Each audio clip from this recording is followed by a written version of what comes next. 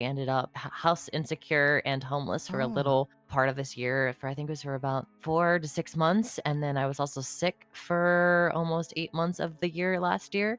oh my goodness. And yeah, it was a really rough year for me.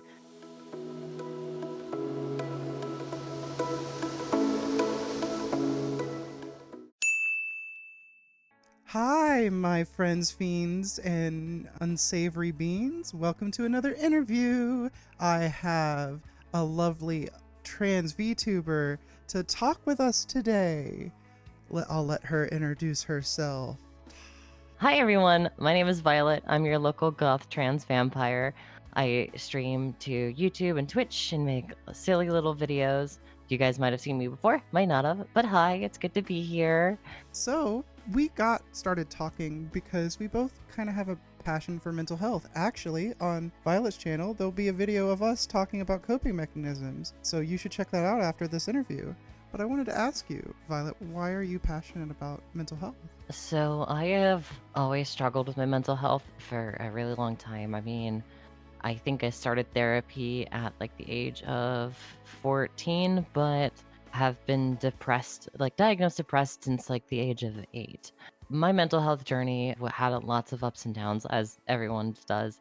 But throughout all of it, like I have both been a victim and have been the perpetrator of abuse because of Mm, mental health issues. And I have tried to make it a passion to show that like anyone can change no matter like where your mental health is at. And I did a lot of self discovery and a lot of self studying. And then also just like I have always had a passion for helping people. And I feel mm-hmm. like since we are currently going through such a really bad mental health crisis in the United States and in most Western countries, that the conversation is something that like needs to be talked about. Because I feel like there's a lot of information on the internet about mental health, but people can kind of not necessarily be misguided, but don't know where to start. And so that's kind of why I've always been so passionate about it. Is I think that nowadays we have so much information that with the help of like talk therapy and your own self research, like you can really have a direct impact to your mental health. And obviously, there's a lot of external factors that can make that difficult. But I think that there's a huge opportunity for change. And I myself have gone through it. And I think that that's why it's so important and near and dear to me. Mm. Could you give a little bit more detail on like where you've come from and how you've gotten to where you are now? Yeah. Okay. I guess trigger warning minor. I have the farthest I've been down was, and I don't mind talking about this, I'm pretty vocal, is that I used to struggle with addiction, and specifically alcohol and some other substances like pills, just because with my mental health, I've always been in a lot of chronic pain because for those that don't know, Mm, is I'm chronically ill. I have 3 autoimmune diseases and it really affects my life. So there's not any given day where I'm not experiencing some sort of mild level of pain. Yeah. And the worst part, I did and have struggled with Unalive. ideation and just, I don't know how to say this just bluntly, like the enactment of that act. Mm-hmm. And so, like, I've gone from being at like the lowest low of my life to rebounding to being sober and to focusing a lot of whenever I find myself not doing well mentally to put that into the content I create, whether that's music, short films, videos, poetry, just like I don't know, I've been into some really dark places and also made myself to here. Even like this past year, for example, I personally struggle with overworking myself. So I started with just working one job and then I started doing YouTube, which was really fun. And then I got offered to do a third job, which is hosting local events for the goth and trans community here. So I started to overwork myself again. And the bar I was working at was a kava bar and also served alcohol. So I, through overworking, ended up having a struggle with relapsing this year. But Mm. just through determination and the help and being honest with my friends, I was able to get sober again. So, life has a lot of ups and downs, and especially in my life, and I try not to let that like beat me up. Yeah. Wow, that's remarkable that you were able to turn it around. I guess you sound like, from our video that we recorded on your channel, I kind of called you out as the ADHDer who piles on in order to have maximizing stimulation. Is that like the pattern that keeps happening? Do you see me glaring at you right now? Do you see this? Oh, I see it. Oh wait, hold on, 1 second. Even your dog believes that, I called you out. Dang. I mean, I'm not upset about it. Like, it's true. It's probably my one of my biggest vices is Hmm. I tend to put too much on my plate. Way too much on my plate, and then I end up struggling to follow through with a lot of these things, and so I've had to learn Hmm. how to cut down on that and prioritize the things that are really important to me. Mm. And I guess what is really important to you? I would say there's probably 3 things: creativity, friends, and community. Those are Mm. probably my 3 biggest priorities. And, yeah, that like, and those can kind of encompass, like, a lot of things underneath those 3 umbrellas, but I try to every single day do something small towards working towards, like, those goals. Well, we know a lot about your content side of your creativity. What else do like for creativity? So I mainly am a musician. I sing, I scream, and I play a bunch of different instruments, those being guitar, bass, and piano. Mm-hmm. Sometimes drums if I have the patience to learn the song. Music has been my biggest passion basically my entire life. I've been singing since I was a really young child, and I first picked up a guitar, I think, at 15. So I've now been playing for almost 11 years, which really says how old I am. Oh Wow. my gosh. Yeah, it's always something that's like super grounding. Like music brings me Mm-hmm. back home. Like music is my home. For a while, I was in a band, working on getting that started again. Because in my area, there's a bunch of trans femme led bands, and I think that that's really cool. And if they're Mm-hmm. not led, there's a Mm-hmm. bunch of trans femmes in bands, and so like it's really cool just seeing the way a lot of trans people relate to music and are able to put that into the music they make. And I'm no different. Mm. Well, since we brought it up a moment ago, does like your mental health stuff go into your music? Oh, absolutely. Music is my way of coping for a long time, especially prior to past 3 years, and really being very honest with myself about like how I'm feeling emotions, and especially after starting estrogen, music was like the only way I could feel emotions. I basically Mm. attached every emotion I had to music, and I might have been feeling sad, but I wasn't able to recognize it until I went and sat down and started playing music, and the music that came out and the music I was writing was sad. And when I was happy, the music I'd write would be happy or angry and so on and so forth.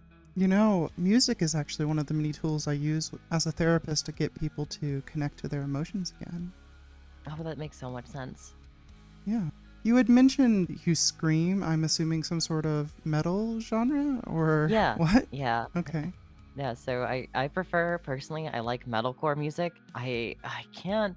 So I have a lot of love for a bunch of different genres, but metalcore specifically has a special home in my heart with the way Mm. it's able to portray happiness, sadness, grief. Like, and you could say this about all genres of music, but I really like the way metal is. It's definitely heavily inspired by classical music, and as a classical music nerd, you can Mm-hmm. if you sit there and look at the sheet music, there are very similar patterns from metal music and classical music, and I love that. And I love just the use of things like dissonance and swells and buildups and breakdowns to create these roller coasters of emotion. Like most songs aren't ever just one emotion, they're multiple emotions in one. And I think that that's really, really Mm. cool. And I love the metal community, like especially like the metalcore community. There's a lot of Mm. really good people that I've met in it, and if it wasn't for that community, probably would have never came out as trans. Really? How did that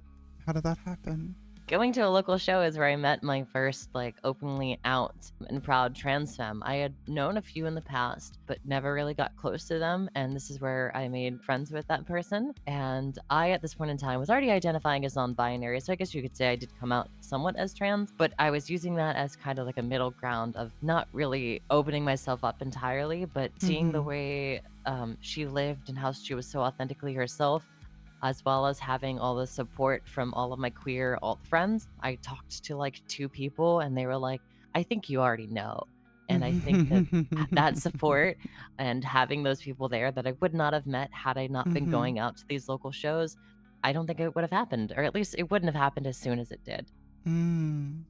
And what was that exact egg crack moment like? Was it like the music swells in a movie and you have that like Kind of. I was sitting in my bathroom looking at myself in the mirror and I was like, This isn't who I am." I often Mm, used to dream because in my dreams I would dream of myself as a girl. Basically what I look like now, which is really funny. It's just come full circle in this past year. I mhm. think it was like January 12th of 2024. It's around that date where Oh. I was just staring at myself in the mirror and I just broke down crying and I was like, "Yep, this is it. This is who I am." There's also like a lot of other things going on in my life, so I don't. I'll talk about this a little bit. I was going through a really toxic breakup from a really Mhm. toxic relationship, and I had a problem in the past of I end up finding partners who took so much attention and time away from me that I could never think about myself. And so we had broken up like Mm. 4 days prior. The day after, I went to the local show, met the trans femme. The next day, I talked to my friends. 2 days later, I looked in the mirror and I was like, "Yep, this is it." And the Wow. rest has been history. So it was like you got out of that like toxic situation that didn't serve you, that was like keeping you feeling like trapped. And Hmm. then you had this like person that like blew your mind a little bit. And then that's when like you started cooking. And then mirror, boom. Yep. Yep. Yeah, Wow. I think I had music playing at the time. I don't know. Probably I probably did knowing me, but I just remember everything zoned out. My brain got really quiet, and it was like there was like a voice in my head that was like, "You know what to do." Mm. You know it to be true. I'm wondering if a lot of people who struggle with addiction really ride that wave with like interpersonal relationship problems. Was that true for you? Oh, absolutely. Because I ended up finding my partners ended up kind of being like addiction buddies. So Mm, I mm-hmm, mm-hmm, I initially got sober from alcohol, and then from alcohol it went to medical marijuana. And then that became my vice for a really, really long time, especially because the relationship that I was in at that time, this person knew I was trans because it was something that we had like talked about, mm-hmm, and I oh god. This relationship destroyed a lot of me because this person is a diagnosed narcissist. Not to say mm, anything bad about them, but I went through a lot of really traumatic experiences that I ended up just disassociating away through the use of mm-hmm, another substance, being medical marijuana. And yeah, I also found that in the past, like interpersonal relationships were easier when I was high or drinking. Whereas now, where that's not the focus of my life, it's really easy to form friendships without that because I don't go to places where you like, if I have no problem with somebody like drinking or smoking, I just, if somebody doesn't have mm-hmm, limits, I will not put myself around them because I know that it can spiral me as well. And just being mm-hmm. self aware and honestly having better standards for myself has really changed my Mm, ability to mm-hmm. have these interpersonal relationships. Well, I think that's a great opportunity to share with the audience. Like, how do you enforce those boundaries? Being blatant and honest with my friends and myself. Mm, So, like, especially as the past year, this year coming out and transitioning has been great, but also has been one of the harder years of my life because so many things have happened. I ended up house insecure and homeless for a oh, little part of this year, for I think it was for about 4 to 6 months. And then I was also sick for almost 8 months of the year last year. oh my goodness. Yeah, it was a really rough year for me. And so I met somebody, and I didn't really have any close friends at this point in time. This was like early last year. We're talking like March, May ish, give or take. Mm-hmm, And the one thing that they did is whenever their friends would go out, all they would do is drink. And I was like, mm, okay, I don't know how I feel about this. And so I started to develop these boundaries for myself and was like, okay, I can't be around this. So I looked to the person I was seeing at the time and was like, hey, I'm not comfortable with this. I really like your friends, but I can't be around them when they're drinking. mm-hmm, That's it. I just communicated my boundary and I told the friend group and I was like, hey, love you guys, but this is just too much for me because now I'm seeing myself forming habits I don't want to form again. And yeah. so, like, nowadays, it's just if I start to see, I don't want to call them red flags, but I guess red flags for me for possible people I don't want to be around, I will just give this person less time until like I can verify they're a safe person to be around. And if not, that boundary has to stay. And like that Mm, sucks because mm-hmm, mm-hmm. I've met a lot of really great people who struggle with a lot of vices, but knowing that I struggle with those vices as well, I just can't be around them. And it's a hard thing to like live with, especially as a people pleaser, or I should say recovering people Mm-hmm, pleaser. mm-hmm, mm-hmm. but it's a necessary thing. I think there's so little focus on boundaries, especially in like relationships and friendship, that I think that conversation could happen a little bit more. I have to know, like, how are Mhm. you homeless slash housing or house insecure? So I'm not currently right now. I guess I still am. Oh, Oh God. So I, initially started with living with an abusive roommate who at the time when I moved in, I was coming out of, because I live in a state that's not affordable for the average person, especially as a trans person. It's mm-hmm. extremely difficult. And so I went from having to pay like $2,400 a month for a house to being like, I can't afford this anymore. I met my roommate and I moved in with him. And one day he got violent with me, and that was it. I packed my stuff and I moved out. But the problem is now I'm living with my grandparents who gave me a very short deadline. And after that Oh my deadline, goodness. I had a couch hop for quite some time until I found a place to stay for a little while, and then went back and forth between a bunch of different places and some more abusive roommate situations until I ended up here with. I actually moved in with that trans femme I met a year ago. She has since moved out of this place, but like now I have a place to stay at least until I move out of the state. Like a co-op or something? No, it's a condo that she owns, and so now I pay her rent, albeit I can barely Oh, afford the rent because oh my god, the rent is crazy. mm-hmm. But yeah, I don't know what I would have done if it wasn't for her being like, "Hey, I need a roommate." Wow. It's like this person was very integral to your well-being. They really were and still are one of my closer friends, and I like living with her really let me break down a lot of the walls I had around my own femininity, because she is like the Mm-hmm. definition of a masked lesbian. Mm. Whereas I'm kind of the opposite. I'm very hyper femme. And so we just kind of like bounce back and forth between that. And also, we're just chaotic gremlins. Put two trans femmes on Prague in the same room, and you'll be shocked if a fire doesn't start within 30 minutes. Oh, I thought you were gonna say making out, but sure, yeah, I, that too. I have boundaries, okay? I'm not going to make out with my roommate. I've done that in the past. It didn't work out well, okay? Okay, fair enough. It's just like the stereotype. Get two trans femmes. It's like, hey, how are you? Oh, I'm good. Blah. I do that with the rest of my trans femme friends, okay? It's different. Okay. Okay, got it. Got it. So it sounds like you've had a lot of different people that have probably reinforced some narratives that don't serve you. You've mentioned several different abusers. How have you started to unlearn those narratives that I'm sure you've absorbed being in those spaces? um, I think the best thing was distance and space from them. Mm-hmm. Oh god.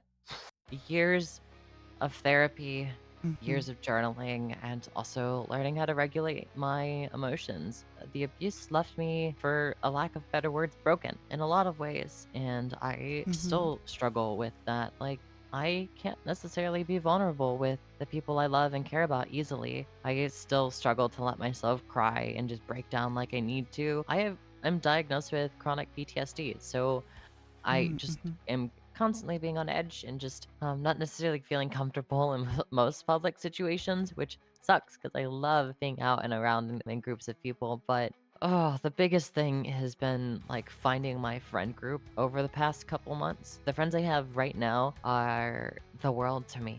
And I could also talk about this. So I'm poly and I have a few partners, and those people have constantly kept me grounded. And since I've over time now been able to be very vulnerable with them and like tell them like, hey, these are the things I struggle with, these are the things that still affect me from this past abuse, they've been able to be very aware of it and go out of their way to be Mm-hmm. kind and loving despite like all the things that I struggle with. And if it wasn't for that, I would still be close to where I'm at today, but I wouldn't be as far ahead as I am, and I'm really thankful for those people in my life. I'm guessing your future has you moving into some sort of polycule household when you're done where you currently are.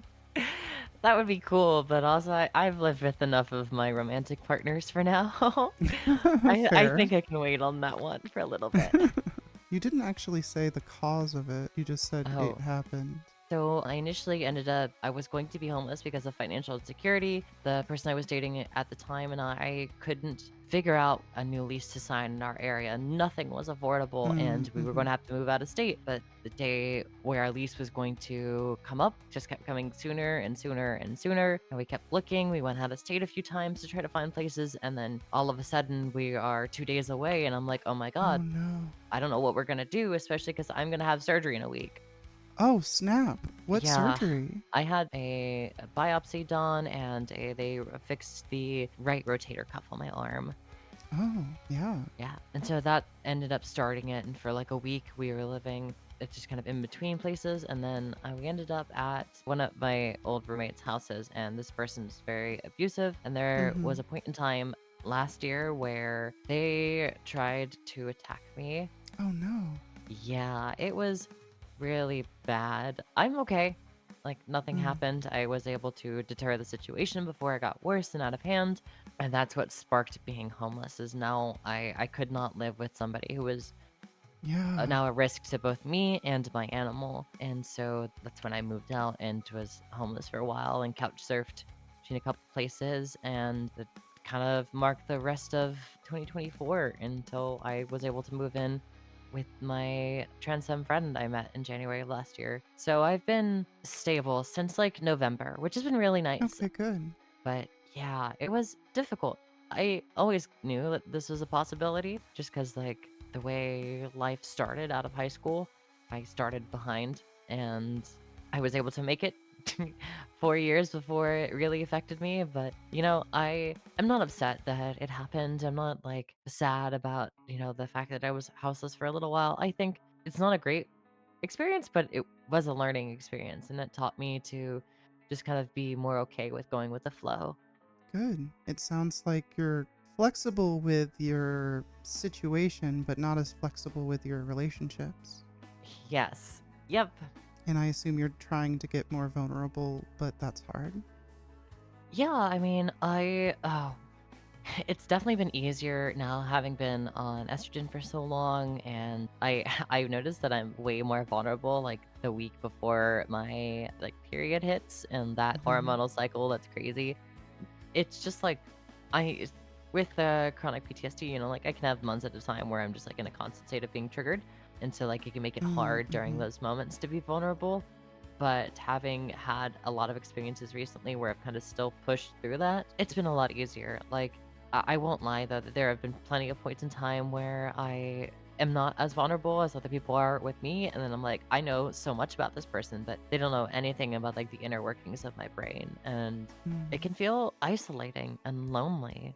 Do you feel guilty, I guess, by not being able to reciprocate that? Sometimes, more often than not, I get the reassurance that it's okay, that I can open up when I'm ready to and able to. I can't lie and say that this hasn't led to situations where I've hurt people because of just not being able to be as vulnerable as they are. But having the patience that I've been given by my friends and partners is what has made it so much easier to like be vulnerable because I was so vulnerable in the past and got so hurt because of it. I just didn't want to open up again. But honestly, I say I didn't want to open up again, but that's not true. Like I am a hopeless romantic at heart. I love being able to be vulnerable with people and have Mm-hmm. really deep emotional connections. It was Me just like too.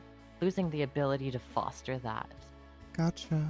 You know, you don't have to answer this question if you don't want to, but you had Mhm. mentioned that you've both been abused and had done some abuse, and you talked about some of the things that happened to you. What do you feel like you did to someone, if you mind sharing? So during that really long 3-year relationship that it's hard to put what I experienced during that relationship into words. Take your time. That relationship broke a lot of things I had put in place because I have struggled with my entire life of being emotionally and physically abused. Mm, And that also eventually turned into a lot of mental and eventually sexual abuse, which mm, sucks. yeah. But coming out of that relationship, my status quo was having like emotional abuse fights. where words would be Mm-hmm. spewed back and forth. There'd be nonstop like mental manipulation to try to control each other. I was doing it to protect my animals and to protect myself, and this person was doing it because they couldn't let go of control. And the relationship I had immediately after that, because I didn't have any time to heal and didn't give myself that space, it just poured into this relationship with this person. Oh, And yeah. yeah, I hurt them in like emotional ways that I still have to let go Reconcile? of and reconcile. And like I can't ever reconcile with it with that person. But what I can do is forgive myself, but not like let go of what I don't know. As I've been in healthy relationships since, it's been a lot easier to separate myself from who I was to who I am now, because that person was in a relationship with somebody who liked the masculine side of me, who wanted me to be something I wasn't. Mm. But now I'm dating and with people and surrounded by people who want me to be me, who love me for me. And so like those toxic tendencies don't come out. I don't think I've gotten angry in like 6 months. Like Sounds really it, complicated from your history that it, like, weaving in and out and in and out of, like, situations that have never served you. that was basically my entire early 20s. I think I was in long-term relationships for like 7 years straight prior to having time of just being Mm-hmm. single, and that this has been like it's been one of the best times. Just having time to actually like just be me and not be what somebody else wants me to be. Yeah. My the partner that was extremely abusive towards me, I don't remember having this conversation with them, but I do distinctly remember them looking at me dead in the eyes and saying, "If you ever come out as trans, we're gonna have to reevaluate this relationship because I didn't sign up to date a woman." And I remember that Mm. shattering my perception of reality for a long time. Yeah, it can always be really hard when you have a partner that you love, but they're kind of forcing you in the closet. Mhm. Yeah, and, like, she would constantly make jokes about it too, and her family would constantly make jokes about me coming out as trans, and so it's like, I guess everybody else could see it, but I couldn't. It's like gaslighting you almost. Yeah, yeah, it's okay. Well, I mean, it's not okay, but I'm past that, so Help me understand the timeline because it feels like you've jumped around a lot. okay, so the first really toxic relationship started in 2019 and then went through COVID and all the way up until like I think it was 2022 when that one ended, or yeah, it was around 2022. And then the relationship after, where we were abusive towards each other, was 2022 to early 2024. And it was in 2024, like at the beginning of 2024, when I came out as trans, and also when I ended up facing houselessness and housing Mm-hmm. insecurity. Gotcha. Okay. And you know what? For a second, I started to get really worried about like sharing the fact that I had been abused and both abusive in the past. But what I like realized while sitting here is like, I don't care if people know. I think most people have been abusive in some way, shape, or form. I don't think I know a single trans person or even cis straight person that hasn't like I don't think I know a single person that hasn't been at least abusive in some way, shape, or form throughout their life. It's so easy to internalize emotions and then project them out onto other people and hurt people in the process. Yeah. And there's a saying, hurt people for a reason, and good people sometimes do really bad things, and like it doesn't excuse the bad thing, but like we're all human and we are all struggling. Yeah, actually, I can kind of have a little bit of a confession. Hmm. When I was a younger person, I'm thinking my 20s as well, Hmm. I really struggled with like sexual desire and feeling like I was loved enough and like feeling like I always needed more, that physical validation making me feel secure and loved. And Hmm. my ex-husband and I had different drives and it was hard to negotiate that, and I felt like I was a bit of a nag. I did that kind of like trope of like the guy, scare quotes because I wasn't a guy, but of Hmm. that guy that's like, oh, why don't you ever put out, not like that, I never said it Hmm. like that, but that's basically what it boiled down to. And I felt like once I grew as a person and I realized that, you know, what enthusiastic consent was, I was horrified. Yeah. And my ex-husband told me, like, well, I never did anything I didn't want to do, but like I felt bad and I carried that around. And how I got over it, I did a lot of therapy about it, like, because I felt guilty because I thought my drive was too high, like I was a monster. Hmm. And my therapist was like, is your drive the problem or was it your inexperience? And then I just kind of Oh, crumbled. yeah, that's Yeah, fair. yeah, and that is kind of where I sit with that, especially, with a lot of things. We can't excuse behavior, and all of us do things we regret, but like, we grow, we change, we do better. Just like I admitted in a previous video, like, I was the trope of the homophobe with that was really like queer on the inside and hiding it. And Hmm. when you grow up, when you stop being that young person and you get honest with yourself, you do better. And it sounds like you're doing better, and that's amazing. Yeah, no, I mean, absolutely.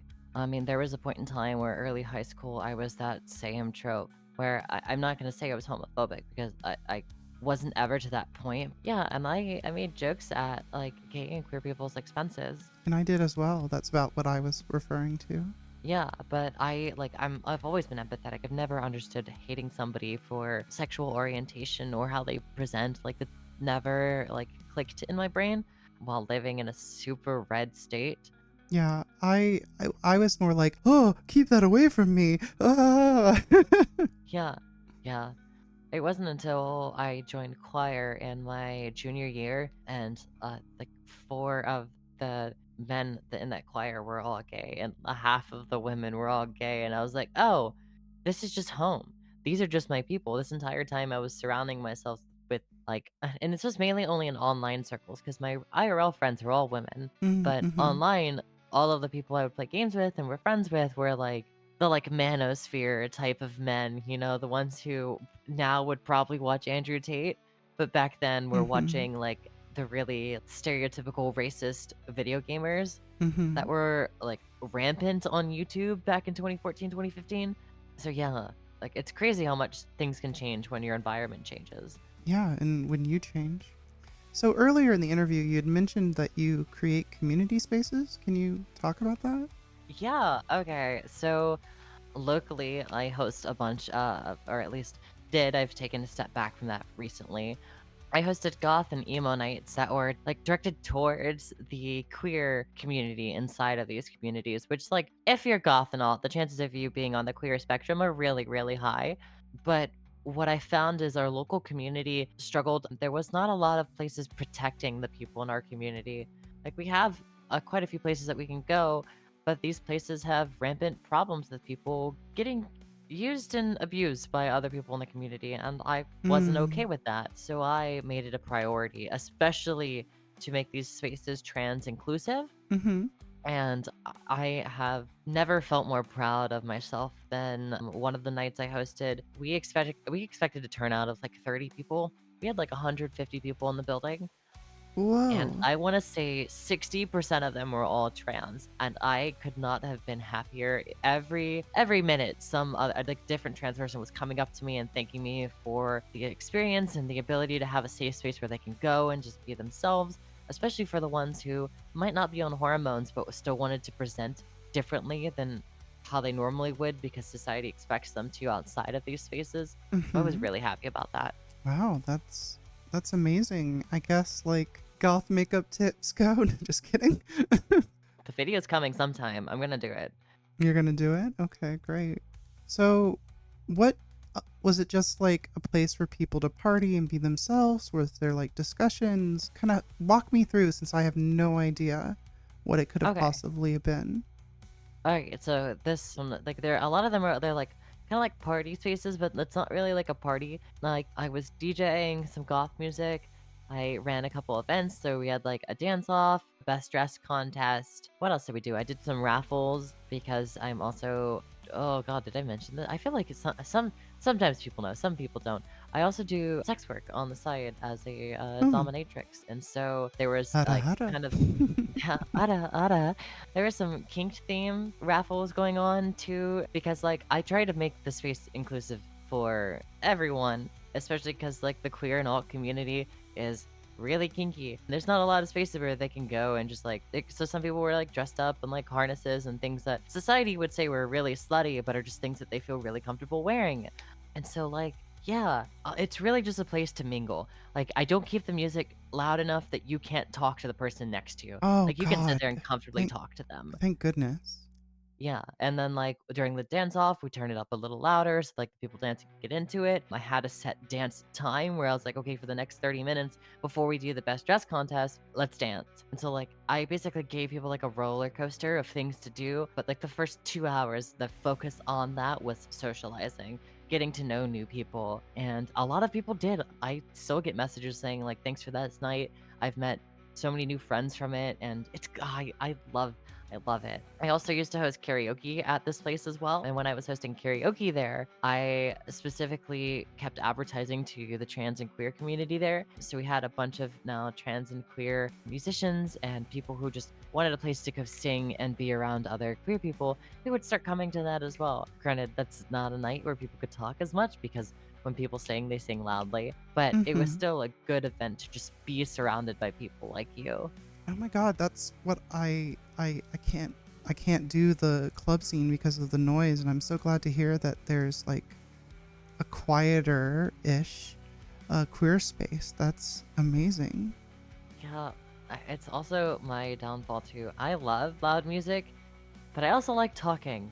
The only time I get to talk with my friends when we go to the club is outside of the club when we're taking a break before going back in and dancing again. And so I was just like, you know what? No, I need to create a space myself. I was like, I'm going to do this myself. And so that was my goal for last year. I didn't get it done last year. My first of couple events were ran this year. And yeah, it was good while it lasted. Well, my autistic behind would appreciate it if I'm ever in your city. If you are, let me know. I don't know if we'll be here. I don't know if I'll be here much longer though, so good luck. Well, to go back to your music, since you brought it up, like you talked about the genre, which I think you said was metalcore, but you didn't really hmm talk about themes in your music. I mean, you mentioned you put your mental health struggle in there, but like not like specific. Well, the themes can kind of bounce all over the place depending on the song and what I'm feeling. So let's say the prog is hitting really hard. The song's lyrics might be a little more erotic. There we go. It's a good word to use. If I'm really sad and feeling like depressed, I might write a song about unaliving. A lot of my music tends to be about grief because Mm, there's a lot of grief I've had to process over the years, and so yeah. uh, often more than not, that's kind of like my default go-to is writing a song about grief. Of course, there's got to be a couple breakup songs because like I'm a girl, can you blame me? Well, the country breakup song is like, the stereotypical like, I slashed his tires. Like, what does a metalcore breakup song sound like? You can bleep out every single one of these words. Respectfully, I hope that you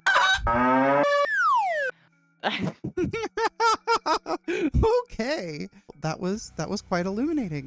That's exactly what I guess a breakup song would be like. Okay, yeah. Yep. Okay, well, if that's your music, maybe you should tell my viewers if they're not familiar about your content, like VTuber content. I mean. Okay. I technically have two channels, so this is just one of them. In particular to my VTube content, I I started doing VTubing because I didn't ever think it'd be easy, but mainly because when I was getting back into making content, was struggling with the idea of posting my face online, especially because I was super dysphoric. Mm-hmm. And so VTubing was the kind of way around that. And so I started with some silly meme videos prior to getting back into streaming. And when I stream a lot of like video games, sometimes FPS games. Recently, it's been a lot of Baldur's Gate because I love romancing all of my wives.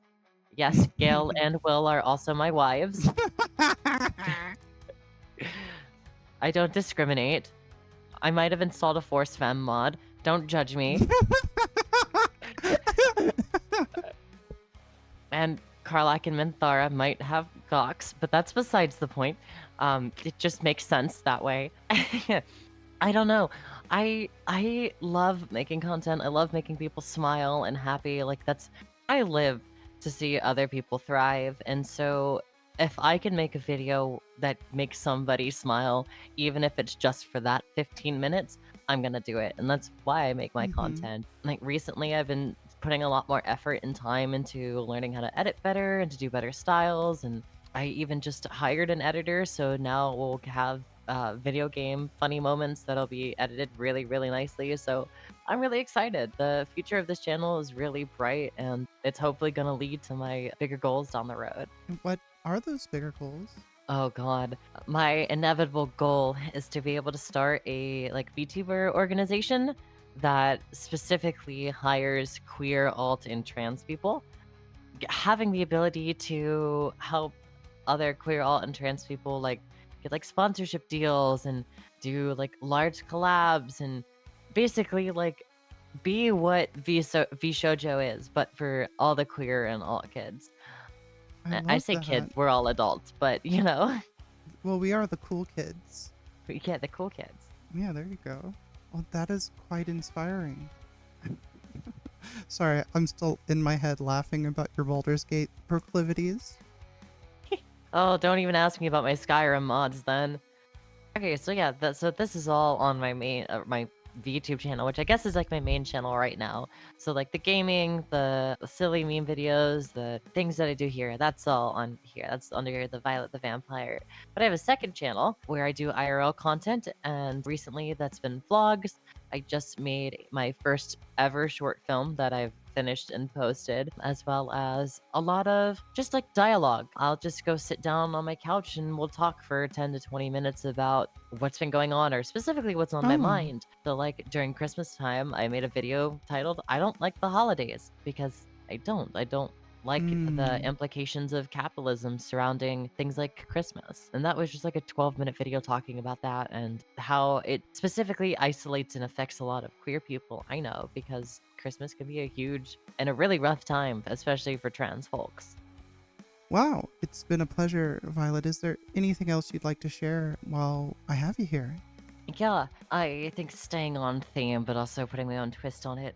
So I know everyone, things are really, really hard right now. I think that that's an understatement for everything going on. And this isn't the first time we've been through this. We went through it in 2020, or was it? No, it was 2016, right? In the 80s And the 80s. and Yeah, we've been 90s? through this before. In the 90s, as the queer people, we've been through this before. This is not the end of us. We are not going away. We're still here. But with that, I want to heavily emphasize trying to find your local community because right now, that is absolutely who and what you need to rely on. Things might get worse and probably will, but your local community is the best place to start. You can look into local food pantries, local queer clubs.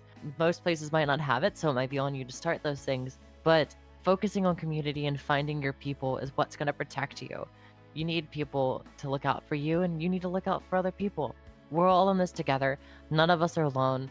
Whether you're in Hawaii, Florida, Washington, some other country, we're all here, and things will always be okay as long as we have each other.